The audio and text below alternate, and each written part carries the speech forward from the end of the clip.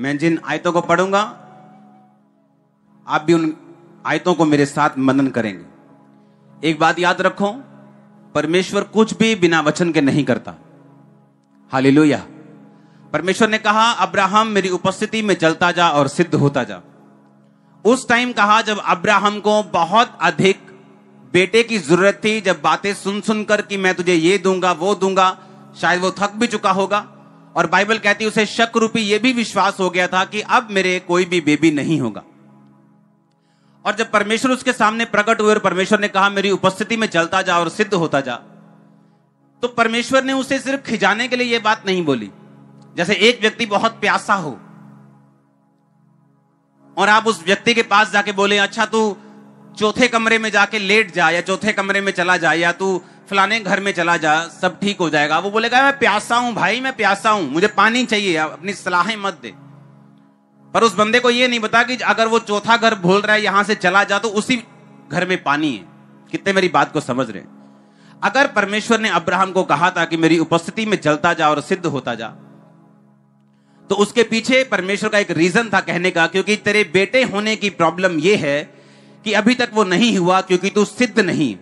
जैसे तू सिद्ध होगा, जैसे तू परफेक्ट होगा और हर एक हुक्म को मानना शुरू कर देगा, मैं तेरे घर में वही बेटा दूंगा जो तुझे चाहिए। आज आपकी जरूरत हो सकता है फाइनेंस हो, आपकी जरूरत हीलिंग हो, आपकी जरूरत बंधनों से फ्री होना हो। मैं आपको देख रहा हूं स्पिरिट में बहुत से लोगों को जो पारिवारिक बंधनों में, जिनका ताया उनकी टांगों को खींच रहे हैं, जो उनके रिश्तेदार उनकी टांगों को खींच रहे हैं, जॉइंट फैमिलीज एक दूसरे की टांगों को खींच रहे हैं। मैं देख रहा हूं बहुत से बंधनों को आपकी लाइफ में। मेडिकल तरह के मेडिकली आपको बंधन है, एक बीमारी से छूटे, दूसरी में, तीसरी में, किसी की दवाई नहीं लग रही, एक से दो दवाई, दूसरी से तीसरी, चौथी, पांचवी, सोच रहे कौन कौन सी दवाई मैं किस किस टाइम खाऊंगा, पागल हो जाऊंगा। यह भी एक बंधन है। याद रखो, जब आप बोलते परमेश्वर मुझे इस बंधन से आजाद कर, या मुझे मेरे बेटे को नशों से आजाद कर, या मुझे हीलिंग दे, या मुझे फाइनेंशियली ब्लेस कर, तो जब परमेश्वर आपको वचन देता है तो आप सोच सकते हैं कि नहीं नहीं, मैं तो इस विषय में परमेश्वर से मांग रहा हूं, परमेश्वर मुझे यह वाला वचन क्यों दे रहे?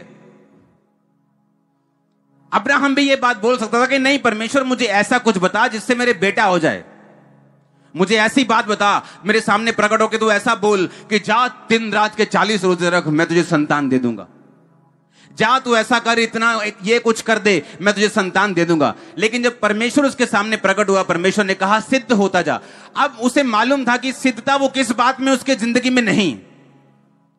जब परमेश्वर आपको कई बार बोलते हैं बी परफेक्ट, आपको मालूम होता है अच्छा आपको इसीलिए परमेश्वर ने बोला कि मेरी लाइफ में ये कमी है क्योंकि मैं शायद प्रेयर नहीं करता हूं।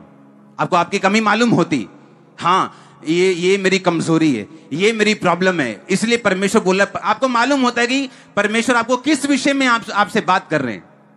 अब्राहम को मालूम था कि परमेश्वर किस विषय में उससे बात कर रहे हैं, इसलिए उसने कुछ नहीं कहा। वो जान चुका था कि परमेश्वर मुझसे कहता है मैं सिद्ध हो जाऊं, अपनी जिंदगी की कमियों को निकाल दूं, ताकि जो कोई आशीष प्रभु ने मेरे लिए रखी हुई है वो बिना किसी रुकावट के मेरी जिंदगी में आ सके।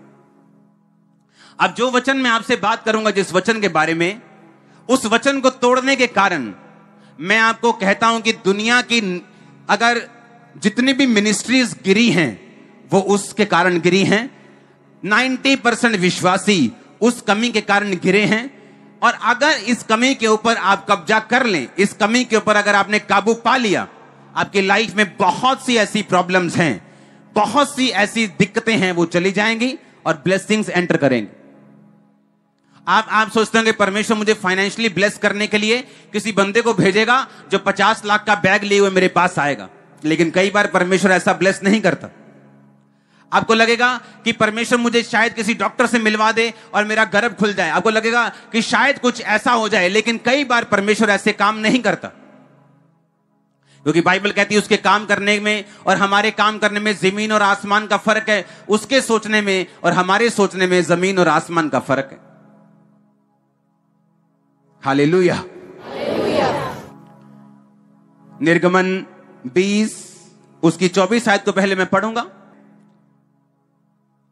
मेरे लिए मिट्टी की एक वेदी बनाना और अपनी भेड़ बकरियां, गाय बैल के होम बलि और मेल बलि को उस पर चढ़ाना। जहां जहां मैं अपने नाम का स्मरण कराऊंगा वहां वहां आकर तुम्हें आशीष दूंगा। लोग बोलते हैं क्यों चर्च में जाना जरूरी है, घर बैठे भी तो इबादत हो सकती है, घर बैठे परमेश्वर का नाम लिया जा सकता है। लेकिन बाइबल कहती परमेश्वर ने कहा मेरे लिए एक वेदी यानी एक परमानेंट स्थान बनाना और वहां पर अपने भेंटों को चढ़ाना, और जहां जहां मैं अपने नाम का स्मरण कराऊंगा वहां वहां मैं आपको आकर आशीष दूंगा। क्या आप नहीं जानते आज आप यीशु मसीह के नाम का स्मरण कर रहे हैं? किसका नाम लिया जा रहा है आज यहां पे? क्या लोग मेरी वजह से चंगे हो रहे हैं? बोलो, किसकी वजह से हो रहे हैं? यीशु मसीह की वजह से। तो किसका नाम हम याद कर रहे हैं? तो बाइबल कहती जहां जहां यीशु मसीह का नाम याद किया जाएगा वहां वहां मैं तुम्हें आकर क्या दूंगा? आशीष दूंगा। और मेरे लिए एक स्थान बनाना जहां पर तुम अपनी भेंटों को चढ़ाना और मेरे नाम को याद करना, और जहां जहां मेरा नाम लिया जाएगा वहां वहां मैं आकर तुमको आशीष दूंगा। इसलिए जो चर्च में लोग आने वाले लोग होते हैं वो हमेशा ज्यादा आशीषित होते हैं उनसे जो कभी कभी चर्च में आते हैं।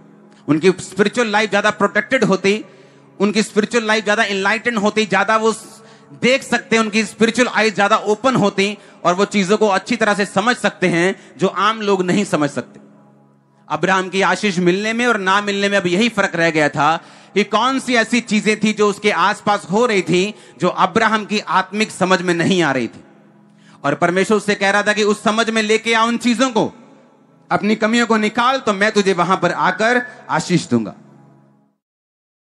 परमेश्वर ने इन 10 हुक्मों को पुराने नियम में दिया। लोग बोलते पुराने नियम के 10 हुक्म खत्म हो चुके हैं, ऐसा नहीं है। सारे हुक्म खत्म नहीं हुए। बलियां अब नहीं चढ़ती क्योंकि यीशु मसीह बलि खुद अपनी चढ़ाकर हमें बलियों से फ्री कर गया। विश्राम दान दिन हम अब नहीं मनाते क्योंकि यीशु मसीह के जी उठने के बाद वो शनिवार की बजाय संडे हो गया, ग्रेस का दिन हो गया। लेकिन बाकी आज्ञाएं, तू खून ना करना 13 आयत, तू व्यभिचार ना करना, तू चोरी ना करना, किसी के विरुद्ध झूठी साक्षी ना देना, किसी के घर का लालच ना करना, ये अभी भी वैसी की वैसी हैं। जबकि कुछ आज्ञाएं इनमें से ऐसी हैं जिनको यीशु मसीह ने नया नियम में और कड़ा कर दिया और मजबूत कर दिया और ज्यादा कठिन कर दिया। निर्गमन 20 की जो 10 आज्ञाएं हैं उनमें से जो 7वीं आज्ञा है वो है तू व्यभिचार ना करना। और अगर हम इस पुराने नियम की आज्ञा को नया नियम में 5 मत्ती 5 उसकी 27 में पढ़े, मैं सिर्फ पढ़ूंगा, आप सुनेंगे।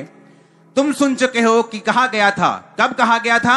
निर्गमन में, कि व्यभिचार ना करना, परंतु मैं तुमसे कहता हूं यदि कोई स्त्री पर कुदृष्टि गंदी निगाह डाले तो वह मन में उसके प्रति व्यभिचार कर चुका। यदि तेरी दाहिनी आंख तुझे ठोकर दे तो उसे निकाल कर फेंक दे, भला होगा कि तेरे अंगों में से एक नाश हो जाए और तेरा सारा शरीर नरक में ना डाला जाए। यह पुराने नियम की 7वीं आज्ञा थी, तो व्यभिचार ना करना। लिखा ये आज्ञा व्यभिचार को वर्जित करती, यानी उसको मनाही करती। अनैतिकता और कामुक पापों को यह बयान करती है कि एक व्यक्ति को अपने जीवन साथी से ही विश्वास योग्यता के साथ रहना चाहिए और उसको धोखा नहीं देना चाहिए, क्योंकि अविश्वास योग्यता और व्यभिचार परमेश्वर की दृष्टि में लिखा इतना घृणित है कि पूरी बाइबल इसके खिलाफ है। व्यभिचार, गंदी पिक्चर्स को देखना, गंदी वीडियोस को देखना, मन में गंदे विचारों को पालना, उन्हें सोचना और उनमें आगे बढ़ना। व्यभिचार इतना गंभीर पाप है कि परमेश्वर के वचन का यह अनादर करने के बराबर है और परमेश्वर की 10 आज्ञाओं में से एक और यीशु मसीह की मत्ती की आज्ञाओं को तोड़ने के बराबर है। बाइबल में जितने भी पाप हैं, बाइबल कहती है कि व्यभिचार एक ऐसा इकलौता पाप है जो आप अपने शरीर के खिलाफ करते हो। लिखा व्यभिचार करने वाला व्यक्ति अपने शरीर के खिलाफ पाप करता है। और बाइबल कहती है अगर आप अपने शरीर को खिलाफ पाप करेंगे जहां पर पवित्र आत्मा रहता है तो परमेश्वर इसका दंड आपको देगा। दुनिया में बहुत सारी ऐसी घटनाएं हैं जहां पर लोग इस व्यभिचार के कारण मर गए, और अगर आप ध्यान लगाएं दुनिया में वो और ऐसी कितनी गंभीर बीमारियां हैं जो इस व्यभिचार के पाप की वजह से लोगों को लगती हैं, वो मानसिक, शारीरिक और पैसे की कमी की प्रॉब्लम उनकी लाइफ में सदा रहती है। व्यभिचार एक ऐसा पाप है, अगर ये आपकी लाइफ में रहे तो नीति वचन 5 उसकी 1 आयत से मैं पढ़ूंगा। हे मेरे पुत्र, मेरी बुद्धि की बातों की ओर ध्यान दे, मेरी समझ की बातों की ओर कान लगा, जिससे तेरा विवेक सुरक्षित बना रहे और तू ज्ञान के वचनों को थामे रहे। क्योंकि पराई औरत के होठों से मधु शहद टपकता है, उसकी बातें तेल से भी अधिक चिकनी हैं, लेकिन उसका परिणाम नाग दोना सा कड़वा और 2 धारी तलवार सा पैना है। उसके पांव मृत्यु की ओर बढ़ते हैं, उसके पग अधोलोक तक पहुंचते हैं, इसलिए उसे जीवन का समथर पथ नहीं मिल पाता। उसके चाल चलन में चंचलता है, परंतु वह उसे आप नहीं जानती। परमेश्वर ने कहा कि पराई औरत जिसके होठों से मधु टपकता है, वो फुसलाने वाली, वो अट्रैक्ट करने वाली, लेकिन बाइबल कहती है ऐसे लोगों को जीवन का समथर पथ, यानी कभी भी उनका जीवन सीधा नहीं रहता। अगर आप व्यभिचारी लोगों को देखें, उनकी लाइफ में हमेशा ट्रबल रहेगा। उसने लिखा कि उसे जीवन का समथर पथ नहीं मिल पाता। फिर बंदे सोचते हैं यार डोले शोले तो बहुत थे यार, ऐसा कैसे बीमारी हो गई। लोग सोचते हैं यार बड़ा पैसे वाला है, इसको ये ऐसा क्यों हो गया। लेकिन बाइबल कहती जो व्यभिचार में हैं उनको जीवन का सीधा रास्ता कभी नहीं मिल पाता। वो अपने बिजनेस में कभी सेट नहीं होते, क्योंकि सीधा रास्ता बाइबल होने नहीं देती। वो अपने परिवार में सीधे नहीं हो पाते, अपनी सेहत में सीधे नहीं हो पाते, अपनी सेवकाई में तक में सीधे नहीं हो पाते। ऐसी सेवकाई हैं जो बढ़ा ली मसे से, लेकिन करेक्टर ना होने की वजह से उन्हें गवा दिया। क्या चाहते हैं परमेश्वर? ऐसा कि आप 10 साल चर्च आए, मसा कमाएं, सामर्थ कमाएं, इज्जत कमाएं और एक पाप में अपना सारा कुछ गवा दें। परमेश्वर तो ऐसा नहीं चाहते, लेकिन शैतान ऐसा चाहता है, क्योंकि शुरू से उसे मेहनत को व्यर्थ करने का एक लालसा है उसके अंदर। बाइबल कहती मुझ में की गई मेहनत व्यर्थ नहीं जाती, लेकिन मुझसे बाहर नहीं। और शैतान जानता है आपकी मेहनत व्यर्थ कैसे करनी, पाप में गिरा के। लिखा उसे जीवन का समथर पथ नहीं मिल पाता, उसे जीवन का सीधा रास्ता नहीं मिल पाता। जो लोग व्यभिचार में रहते हैं, पुराने नियम में लिखा था तुम व्यभिचार मत करना। आपको क्या लगता है परमेश्वर ने आपको बोर करने के लिए ऐसा बोला?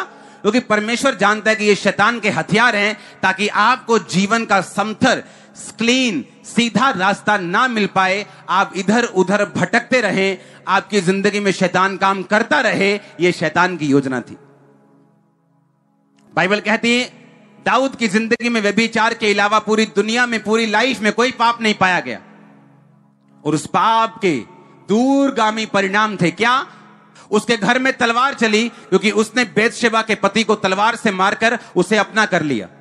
नातान नबी आके बोलता है दाऊद तेरे पास परमेश्वर कहता मैंने सब कुछ दिया और मैं और भी बहुत कुछ देने वाला था। व्यभिचार शैतान का एक हथियार था कि दाऊद की जिंदगी में इतना कुछ था, परमेश्वर कहता मैं अभी और भी देने वाला था। यानी परमेश्वर जब आपको चुनता है, अनएंडिंग ब्लेसिंग्स उसके दिल में आपके लिए रहती हैं। आप सोचते हैं अच्छा मेरे पास अब 100 एकड़ है, अच्छा मेरे पास अब 10 लाख लोग हैं। परमेश्वर कहता नहीं, तो शुरुआत है। मैं तो अभी बहुत कुछ देने वाला था, मैं तो अभी 1 करोड़ देने वाला था, मैं तो अभी तेरे को 5 करोड़ रूहें देने वाला था। ये तो अभी शुरुआत थी।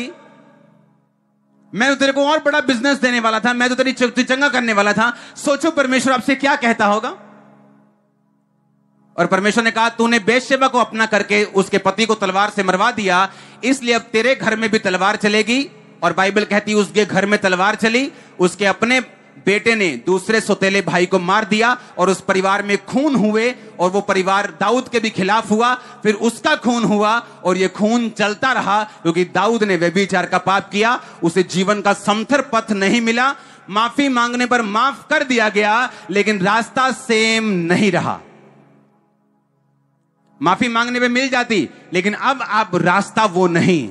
जो आप सीधे रास्ते फगवाड़ा से लुधियाना जा रहे थे, अब आप सीधा नहीं जा पाएंगे। आपको होशियारपुर जाना पड़ेगा, गढ़शंकर जाना पड़ेगा, घूमना पड़ेगा और फिर वहां आना पड़ेगा, क्योंकि ये आपने चुना, परमेश्वर ने नहीं। उसने कहा उसे जीवन का सीधा रास्ता नहीं मिल पाता जो लोग व्यभिचार करते हैं। लिखा इसके परिणाम दूरगामी और गंभीर होते हैं। नीति वचन 6, मैं 23 में पढ़ूंगा, आप उसे 26 से देखेंगे। आज्ञा तो दीपक और शिक्षा ज्योति और सिखाने वाले की डांट जीवन का मार्ग है, ताकि तुझको बुरी स्त्री से बचाए और पराई स्त्री की चिकनी चुपड़ी बातों से बचाए। उसकी सुंदरता देखकर अपने मन में अभिलाषा ना कर, वह तुझे अपने कटाक्ष में फंसाने ना पाए, क्योंकि वैश्यागमन के कारण मनुष्य टुकड़ों का भिखारी हो जाता है। व्यभिचारिणी अनमोल जीवन का अहेर कर लेती है। मैं ऐसे लोगों को जानता हूं जिनकी जिंदगी में परमेश्वर की योजना थी कि उन्होंने सेवा करनी थी, यहां पे बड़े बड़े काम करने थे, लेकिन व्यभिचार के कारण मैंने उनको निकाला यहां से और वो घरों में बैठे अभी ऑनलाइन देख रहे होंगे। क्योंकि बाइबल क्या कहती है? व्यभिचारिणी अनमोल जीवन का शिकार कर लेती है। बोलो, शिकार कर लेती है। अहेर का मतलब होता है शिकार करना। कि जो व्यभिचारिणी एक ये जो आत्मा है, अगर आप प्रकाशित वाक्य में देखें तो व्यभिचार की एक स्पिरिट है। बाइबल कहती है एक दुष्ट आत्मा है जो हर वक्त परमेश्वर के दासों के पीछे और विश्वासियों के पीछे लगी रहती। आप नहीं जानते, मैं पूरी दुनिया घूमा हूं, मुझे मालूम है कौन रियल प्रॉफिट है, कौन रियल अपोस्टल है, कौन रियल पास्टर है, मुझे मालूम है।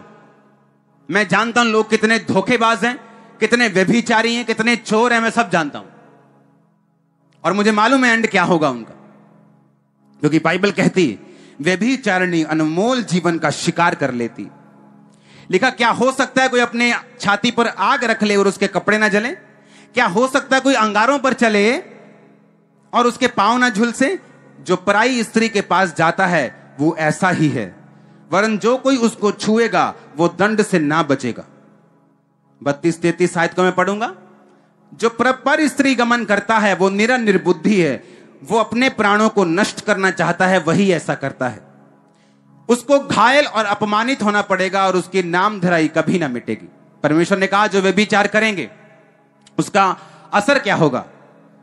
वो आपके मुंह को पकड़ने नहीं आएगा, तू मत कर, लेकिन उसने कहा तुम्हें घायल होना पड़ेगा, अपमानित होना पड़ेगा और तुम्हारी बेइज्जती जब तक तुम इस दुनिया में रहोगे कभी नहीं मिटेगी। इमेजिन कर सकते हैं? कहता जब तक तुम इस दुनिया में रहोगे लास्ट टाइम तक वो बेइज्जती तुम्हें फॉलो करेगी। कभी तुम्हारे बच्चे से देगी, कभी तुम्हारे ताया से देगी, कभी तुम्हारे बिजनेस से देगी। हमेशा तुम्हारी इंसल्ट होती रहेगी जब तक तुम धरती पे रहोगे। और जैसे ही आप आज इस पाप की क्षमा मांगेंगे और दुनिया में दोबारा इसको ना करने का वायदा करेंगे, इज्जत आज से आपको फॉलो करेगी। आप चाहे क्रिश्चियन हो, चाहे नॉन क्रिश्चियन हो, चाहे नए हो चाहे पुराने हो, परमेश्वर सेकंड चांस देने वाला परमेश्वर। मजाक करते लोग अपनी जिंदगी के साथ। एक बार गिर गए, माफी मांग ली, फिर गिर गए। क्या ड्रामा चल रहा है? ये तुम्हारी जिंदगी नहीं है। तुम जोकर हो, स्पिरिचुअल जोकर हो तुम, और तुमने सर्कस चला रखी।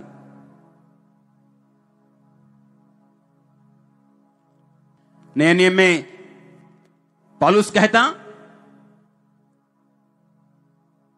तुम घमंड करते हो कि ऐसा व्यक्ति हमारे बीच में, इसकी 5 गर्लफ्रेंड्स हैं। वाह!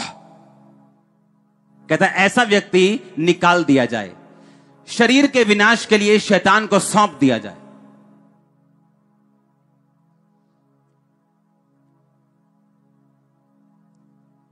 एक लड़के आए क्वायर में, मेरे से गलती हो गई, माफ कर दो, मैं प्रभु की सेवा चाहती हूं। ठीक है, जो हो गया ठीक है, आ जाओ, ठीक है। 2-4 महीने में फिर उसी पाप में। बोला अब नहीं रखूंगा क्वायर में, क्योंकि अब ये जानबूझ के की गई गलती और आउट करना पड़ा। क्योंकि ये एक ऐसा पाप है जो आपकी फायर को खत्म कर देगा, लाइफ का समथर पथ आपको लेने नहीं देगा, अनमोल जीवन का शिकार कर लेगा। और लिखा घायल होना पड़ेगा, अपमानित होना पड़ेगा और नाम धराई कभी नहीं मिटेगी। दाऊद इस दुनिया में जब तक रहा उस पाप के बाद, उस पाप ने उसका पीछा किया, उसको माफी मिल गई, परमेश्वर ने उसको साथ दे दिया अपना। पर बाइबल कहती उसके लाइफ के एंड टाइम तक उसके बेटे, उसके कई बेटे उसके खिलाफ रहे, सुलेमान के भी खिलाफ रहे। कितने मेरी बात को समझ रहे हैं? और जब इस तरह की पवित्रता हमारी जिंदगी में फॉलो करती, और अगर हम अनमैरिड हैं, हम मैरिज का वेट करेंगे। अगर मैरिड हैं तो मैरिज में ईमानदार रहेंगे अपने पार्टनर से, तो समझ लो आपके फिर गुड डेज, बेस्ट डेज शुरू हो चुके हैं।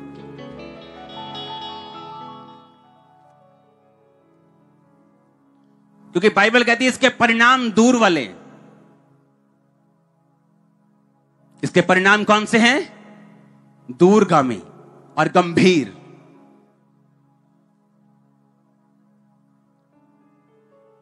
मैं ऐसे लोगों को जानता हूं जिन 40 साल से क्रिश्चियन हैं, लेकिन अगर आप उनके घरों में चले जाएं और उनके पड़ोसियों के पास चले जाएं, अविश्वासी और विश्वासियों में कोई फर्क नहीं नजर आएगा। कारण है पवित्रता में ना रहना। क्योंकि यही पवित्रता है जो अट्रैक्ट करती है परमेश्वर के फेवर को, जो खींचती है परमेश्वर के मसे को, जो खींचती है परमेश्वर के अनइमेजिनेबल, जो मैं इमेजिन नहीं कर सकते, ऐसा फेवर, ऐसी ब्लेसिंग आपके परिवार पे, फाइनेंस पे आती। क्योंकि आपको लगता है कि मेरी हीलिंग के लिए कोई खास एक मेडिसिन आ जाएगी या खास कुछ दिन प्रेयर हो जाएगी, लेकिन परमेश्वर आपको वचन के जरिए भी हील करते हैं। मैंने लोगों को पाप छोड़कर बढ़ते हुए देखा है, चंगा होते हुए देखा है, आजाद होते हुए देखा है। क्योंकि पाप छोड़ने से ही कई बंधन ऐसे हैं जो आपकी जिंदगी से आसानी से निकल जाते हैं। वैश्यागमन के कारण लिखा, मनुष्य टुकड़ों का भिखारी बन जाता है।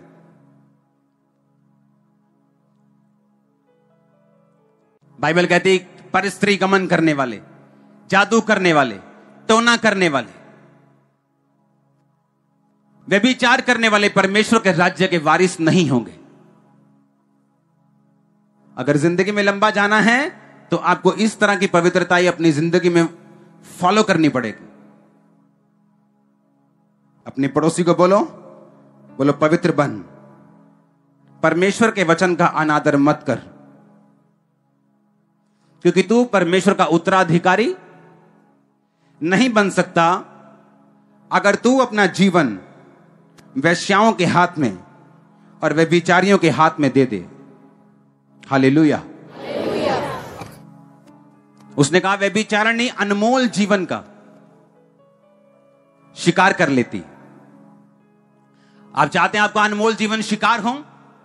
क्योंकि लोगों को यह मालूम नहीं होता उनकी जिंदगी में परमेश्वर की कितनी बड़ी योजना है, परमेश्वर ने किस काम के लिए उनको अपने पास बुलाया। अगर उसने आपको अपने पास बुलाया, उसने आपको कोई टेस्टिमनी देनी, गवाही देनी, आपको ऊंचा करना है, आपके रिश्तेदारों को आपके जरिए बचाना है। वो तभी बचा पाएगा अगर वो आपकी लाइफ में प्रूफ करेगा कि वो जीवित परमेश्वर है। पर ऐसा कैसे होगा? आपको मदद करनी पड़ेगी परमेश्वर की, आपको कॉपरेट करना पड़ेगा परमेश्वर के साथ, आपको उसके वचन पे चलना पड़ेगा ताकि आप सिद्ध हो सके और परमेश्वर आसमान की खिड़कियां और दरवाजे खोलकर आप पर आशीष की बारिश कर सके और लोग ये देखकर जान सके कि सचमुच ये वही व्यक्ति जिसे परमेश्वर ने बढ़ाया। आपका चरित्र आपके लिए सबसे बड़ी प्रोफेसी। आप मुझे अपना चरित्र बताओ, मैं आपको आपका फ्यूचर बता सकता हूं।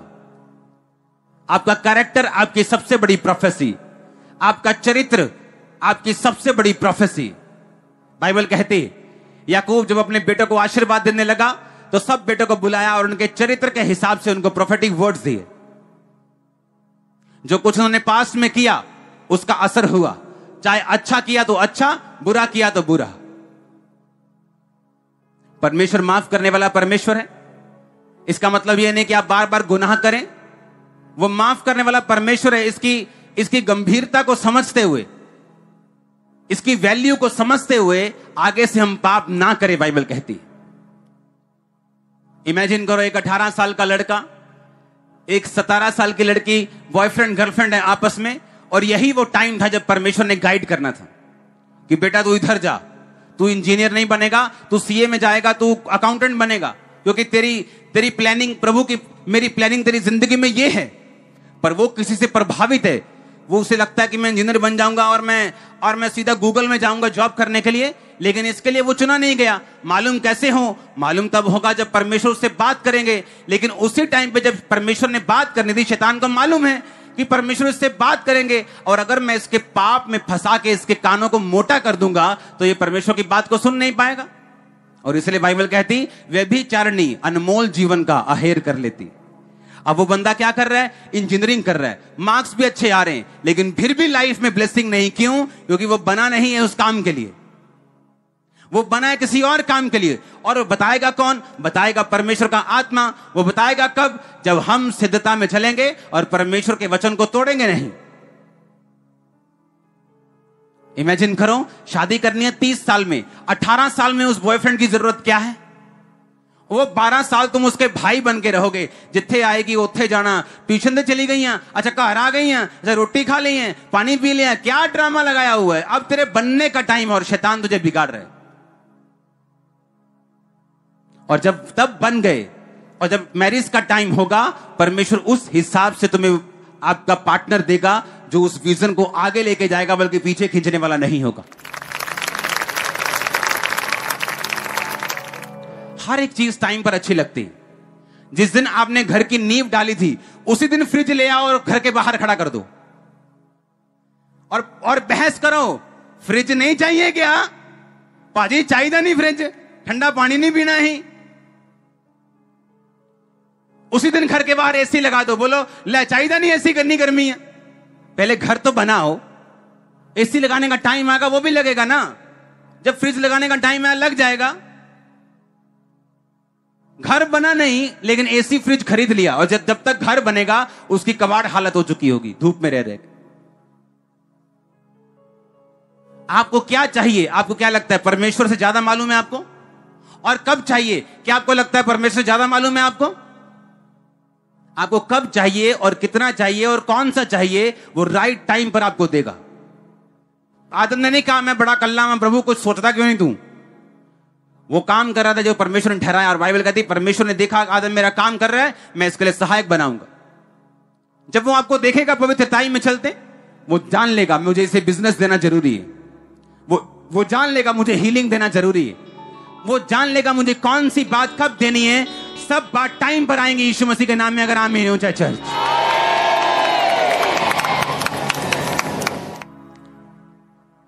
क्योंकि हर एक चीज का बाइबल कहती धरती के नीचे एक समय है। डायपर तभी अच्छे लगते जब बच्चा 6 महीने का और साल का हो। हर चीज समय पे अच्छी लगती, और जब टाइम आएगा आपकी लाइफ में ऐसा, तो परमेश्वर समय पर आपको हर एक चीज मुहैया करवाएगा। तब तक क्या करना? बाइबल कहती जो यहोवा की बाट जोहते वो नया बल प्राप्त करते जाएंगे। वो उकाबों के समान उड़ेंगे, दौड़ेंगे और श्रमित होंगे, चलेंगे और थकेंगे नहीं। जो यहोवा की बाट जोहते। कौन यहोवा की बाट जोहते? कि मैरिज के लिए यहोवा की बाट जोहना, ब्रेक थ्रू के लिए यहोवा की बाट जोहना। वो जंगली गधे की तरह सूंघते नहीं फिरना। मैरिज कहां करें? लड़कियां सूंघते फिरो और लड़के सूंघते फिरो, कहां मिलेंगे? बाइबल कहती है यहोवा की बाट जोहना, वो तुझे तेरे बल को क्या करेगा? नया करेगा। जो यहोवा का इंतजार करते हैं उनका बल नया करता, वो काबों के समान उड़ेंगे। सुनो, दूसरे दौड़ेंगे थक जाएंगे, कहता तू दौड़ेगा और थकेगा नहीं, श्रमित नहीं होगा। मैंने एक्साइटेड फ्रेंड्स देखे, एक्साइटेड फ्रेंड्स जिनको शादी की इतनी एक्साइटमेंट थी, मैं देखकर हंसता था उनको। मैं बता नहीं सकता वो क्या क्या करते थे रूम में। शादी की एक्साइटमेंट। शादी के 1 साल बाद ऐसा क्या बोलते हैं, ऐसा उनको खत्म हुए हैं ना, वो फिनिश हुए हैं ना, वो शक्ल दिखाने जैसे भी नहीं। परमेश्वर जानता है आपको क्या देना है और कब देना है और कितना देना है। उसकी बाट को जोहना, वो सेवकाई हो, वो बिजनेस हो, वो आपकी पर्सनल लाइफ हो, इंतजार को करना, प्रेयर के साथ आगे बढ़ना, जिंदगी का टेस्ट चेंज हो जाएगा। आप देखना कैसा क्या क्या होता है।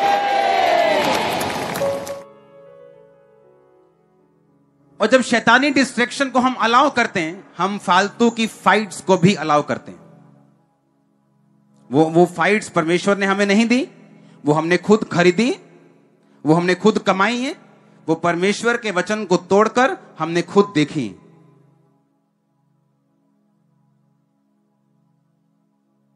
पौलुस ने कहा कामुकता, व्यभिचार कलीसिया के अंदर सहन ना किया जाए।